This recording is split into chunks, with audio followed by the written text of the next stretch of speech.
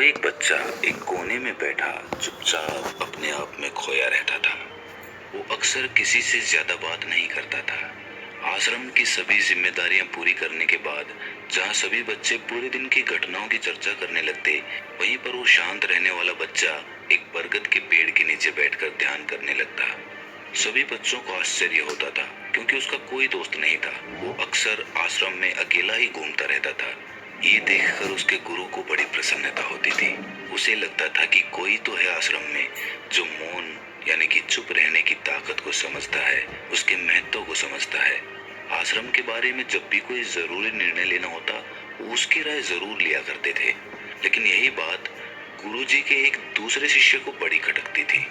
वो गुरुजी का प्रिय शिष्य बनना चाहता था, इसीलिए वो गुरुजी के सामने दूसरे बच्चों के कामों में कुछ न कुछ कमियां निकालता रहता था, जिससे गुरुजी उसे महान समझने लग जाए।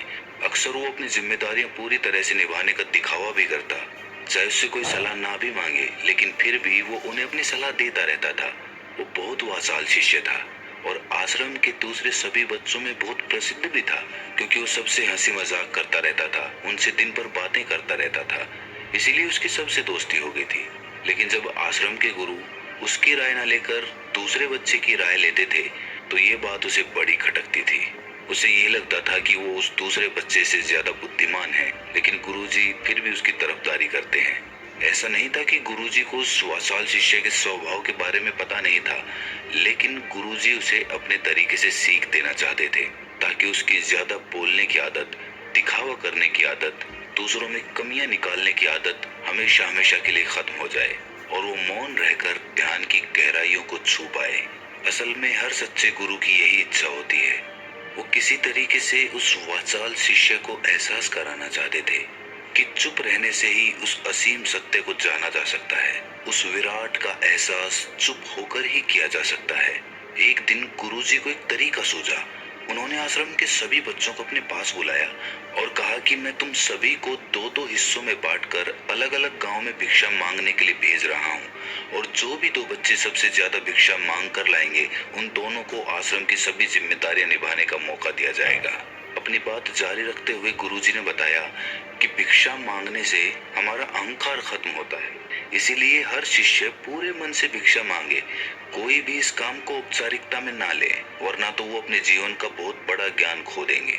आश्रम के गुरुजी ने जानबूझकर वाचाल शिष्य और चुप रहने वाले शिष्य की जोड़ी बना दी। वाचाल शिष्य के मन में सिर्फ एक ही बात चल रही थी कि इस बार उसे मौका मिला है और इस बार वो गुरुजी को दिखा देगा कि वो चुप रहने वाले शिष्य से कितना ज्यादा प्रतिभावान है। दोनों शिष्यों ने आपस में अपनी सहमति से निर्णय लिया कि दोनों गांव के अलग अलग कोनों से भिक्षा मांगना शुरू करेंगे, ताकि भिक्षा मांगने का काम जल्दी खत्म किया जा सके। चुप रहने वाला शिष्य हर द्वार पर जाकर अपने हाथ जोड़कर अपना भिक्षा का पात्र उनके सामने कर देता। उसके चेहरे पर एक सादगी और उसकी आंखों में एक एकांत होता था, जिससे भिक्षा देने वाले उसे भिक्षा देकर अपने आप को अनुग्रहित समझते थे। वहीं पर दूसरा वाचाल शिष्य हर द्वार पर जाकर उनको कुछ न कुछ ज्ञान देने लगता था, जिससे ज्यादातर लोग उसे बिना भिक्षा दिए ही लौटा देते थे। पूरे गांव में भिक्षा मांगकर जब दोनों गांव के बीच में मिले, तो वाचाल शिष्य ने देखा कि चुप रहने वाले शिष्य के पास उससे दुगनी भिक्षा थी। ये देखकर उसे मन ही मन बहुत ठेस पहुंचा।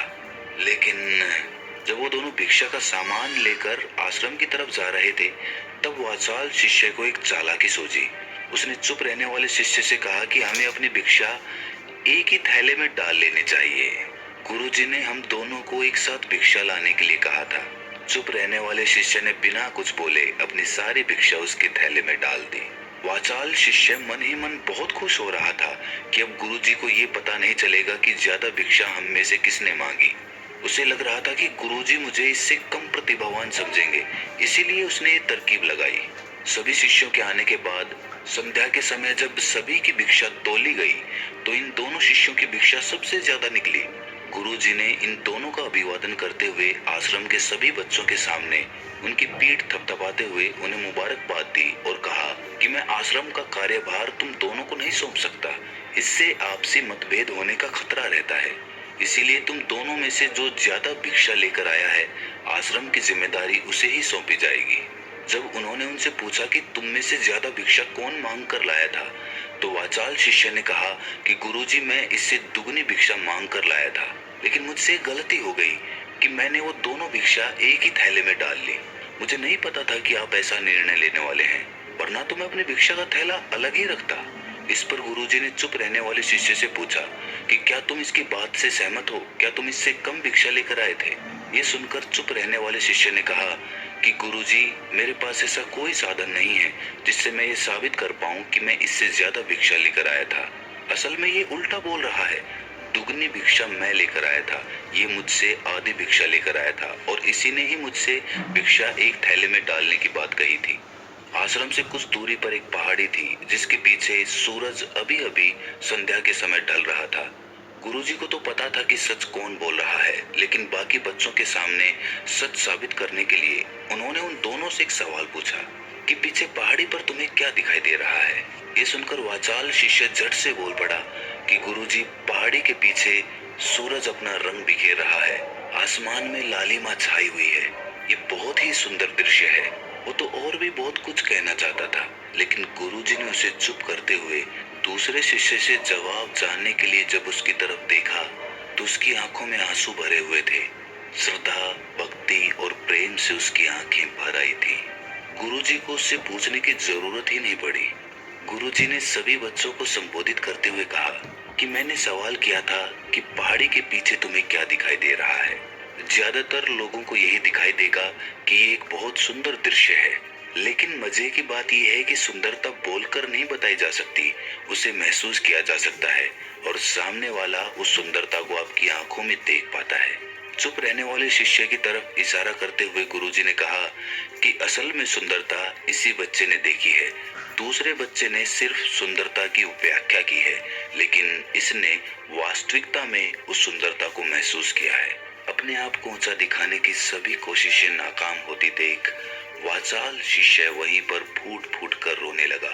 उसको चुप कराते हुए गुरुजी ने कहा कि बेटा, मुझे पहले से पता था कि तुम झूठ बोल रहे हो, लेकिन मैं तुम्हें उस झूठ का एहसास कराना चाहता था। सभी बच्चों को संबोधित करते हुए गुरुजी ने बताया कि शब्द जाल की तरह होते हैं। हमारे ज्यादा बोलने की वजह से बहुत सारी समस्याएं पैदा होती हैं। जब कोई आदमी एक बात को बड़ा चढ़ाकर बोल देता है तो उसे सिद्ध करने के लिए वो शब्दों के जाल में फंसता चला जाता है, और इसी वजह से अंतर्मुखी होने की बजाय वो बहिर्मुखी होता चला जाता है। वहीं पर जिस भी व्यक्ति को अपनी अंतर यात्रा करनी होती है, उसे सबसे पहले चुप रहना सीखना होता है। जरूरत से ज्यादा बोलना या फिर हर वक्त बोलते ही रहना, ये सब हमारी अंतर यात्रा में बाधा बन जाती है। जब आप चुप रहने का अभ्यास करते हैं तो आप अपने साथ वक्त बिताने लगते हैं, जिससे कि आप अपने एकांत को जान पाते हैं। और एक बार अगर मन में एकांत स्थापित हो जाए तो आपकी आंखों में, आपके चेहरे पर वो सादगी, वो एकांत, वो स्पष्टता की झलक, सब कुछ सामने नजर आने लगता है।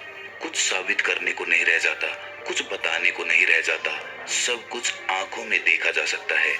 चुप रहने वाले शिष्य की तरफ इशारा करते हुए गुरुजी ने कहा कि अभी जो दृश्य इस बच्चे ने देखा वो ज्यादा बोलने वाला आदमी कभी नहीं देख पाएगा। वो अपनी बुद्धि से तर्क वितर्क करता रहेगा कि उसे क्या क्या दिखाई दे रहा है, लेकिन उसमें से वो महसूस कुछ भी नहीं कर पाएगा। उसे दिखाई दे जाएंगे पहाड़, सूरज या फिर उसकी लालिमा, लेकिन उस सुंदरता को, उस विराट को, उस अद्वैत को वो कभी नहीं देख पाएगा। अगर चुप रहने की कला सीखनी है तो तुम्हें सबसे पहले एक बात ध्यान रखनी होगी कि तुम्हें किसी को भी प्रभावित करने की कोशिश नहीं करनी है। ज्यादातर लोग इसी वजह से ज्यादा बोलते हैं क्योंकि वो दूसरों को प्रभावित करना चाहते हैं, अपने आप को साबित करना चाहते हैं, और उस साबित करने के चक्कर में वो शब्दों के जाल में फंसते चले जाते हैं, और धीरे धीरे वही उनकी आदत बन जाती है। अगर कोई व्यक्ति दूसरों को प्रभावित करना चाहता है तो वो कितने लोगों को प्रभावित कर पाएगा? उसकी ये भूख बढ़ती जाएगी और वो इस संसार में सभी को कभी भी प्रभावित नहीं कर पाएगा। इसीलिए ये समझने की बात होती है कि बहिर्मुखी होने की बजाय हम अंतर्मुखी होकर अपने आप को समझ सकते हैं। अपनी बातों को खत्म करते हुए गुरुजी ने अपना आखिरी संदेश दिया। उन्होंने बताया कि अगर कोई व्यक्ति ज्यादा समय तक चुप नहीं रह सकता तो उसे थोड़े समय से अभ्यास करना चाहिए। दृढ़ संकल्प